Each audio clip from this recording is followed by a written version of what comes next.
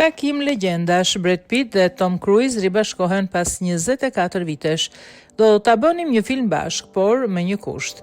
Dy nga yjet më të mëdhenj të filmave janë ritakuar për të parë pas 24 vitesh në premierën e Formula 1 në Londër. Brad Pitt dhe Tom Cruise, të cilët kanë qenë protagonistë të filmit Interview with Vampire në vitin 1994, u fotografuan ndërsa ecin tapetin e kuq dhe në një moment u përqafuan.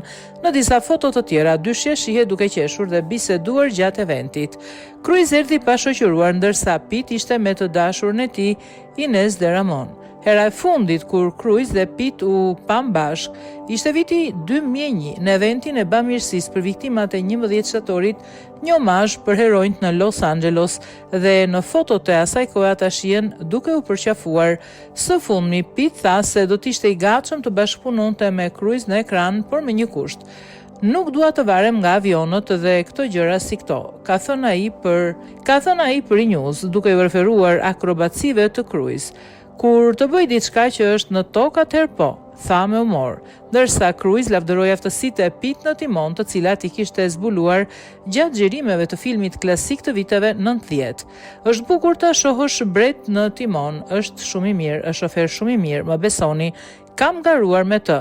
Kur po xhironim filmin, shkonim dhe garonim me go-kart. Mbaronim dhe shkonim, garonim gjithë natën me go-kart, tha ai për CinemaCon 2025 në Las Vegas. Pitt ja ktheu komplimentin në intervistën e tij kur zbuloi se ai kishte humbur gjatë garave me yllin e Mission Impossibile, më mundi në fund, duhet ta pranoj, tha ai. Tom Cruise ka shprehur vlerësimin edhe për filmin e fundit të Brad Pitt, Formula 1, duke e cilësuar si të realizuar mjaft mirë. Regjizori i Formula 1, Josef Kosinski, ishte gjithashtu regjizor i filmit Top Gun Maverick në vitin 2022, me protagonist Tom Cruise, i cili fitoi $1.5 miliard, duke bërë atë suksesin më të madh të karrierës së Cruise deri më sot.